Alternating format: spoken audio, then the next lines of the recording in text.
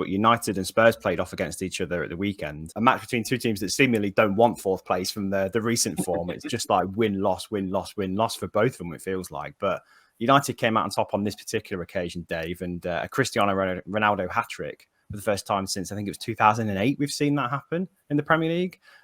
He was brilliant, wasn't he, Ronaldo? He was really his best game in a United shirt since his return, I think. And he's had some good highlights, it's fair to say. Yeah, 14 years separate his first and second hat-trick for United.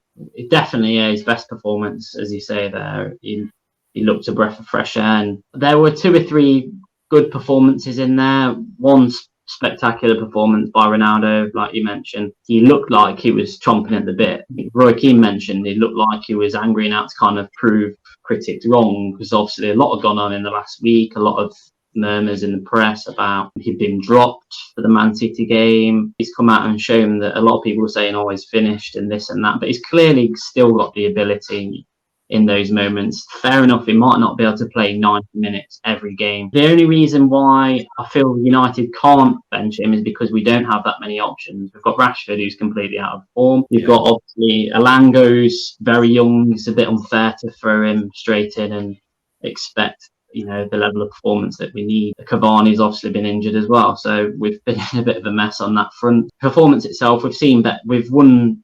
You know, we've had performances where we've played better and not got results this season. So we had Fred in there, who probably had one of his best games this season in midfield. And I just feel as though Fred is a better player in a box-to-box role rather than sit-in position. Jadon Sancho, I feel like he's going strength to strength now. We're starting to see, you know, what he's capable of. And Rangnick did mention in his press conference, he seemed like he was trying to adapt to physicality and the intensity of the Premier League, and let's be honest, it's on a different level to the Bundesliga. So there's a lot of positives in there. I feel as though the performance could have been better. Tottenham had their chances. We were slightly fortunate in a couple of instances. De Gea made 2 or 3 good saves. Yeah, well, I think United were soaking up a lot of pressure for the first part of the game. I thought Tottenham did really well and should have taken advantage of the momentum.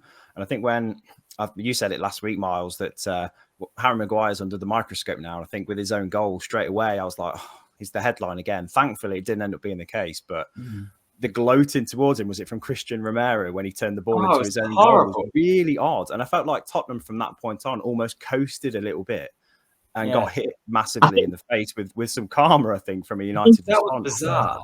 It's really weird.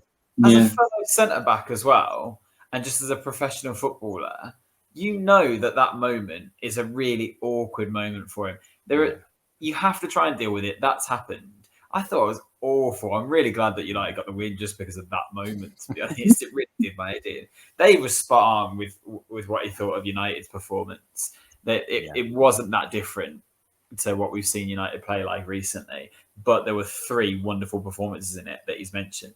But what I would say is I would still be worried about the defensive frailty, because it did look like when Spurs came forward, had they been a bit more purposeful, it was there for the taking.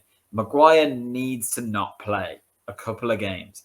Give him some time out of the limelight, rest him, let him collect himself a bit and take some of the pressure off him. Get Lindelof and Varane in there together just for a couple of games at least, because it's too much for him at the moment. He's making the wrong decisions at every moment. If he left the ball against Man City and it led to a goal, he played the ball against Tottenham when really if he'd left it, the guy running in would have been offside. He just hasn't got the right decision making right now because he just seems flustered by everything. So Spurs really have got to rue this and think that had they not been coming against a world-class player in Ronaldo, they should have got 3 points here, really, for the way that they played. But they just couldn't get it under control, it seemed. Maguire in goal. We've seen it happen on a number of occasions this season where, you know, the attacker's been in offside position. There's a pass going into him. He's clearly had an effect on that phase of play. You know, if Maguire misses, like you say, it goes through to him, it's offside. I'm sorry, but it's offside. It should be offside. And this rule that obviously that's in place at the moment says otherwise. But surely something needs to be changed, because we've seen it happen on a lot of occasions this season. is it back end of last season? Obviously, the one with is it Man City Villa, wasn't it, with Mings? Rodri. Yeah, we've seen it over and over again. And for me, it's there's an intent there. You have an effect on play. It should be offside, and I just can't understand why it's not. Well, it didn't matter in the end, thankfully. Again, I think Spurs' form is so inconsistent. I can't see them making any kind of charge for top 4 now. And to be honest, I don't think they deserve it. So it is United and Arsenal really head to head.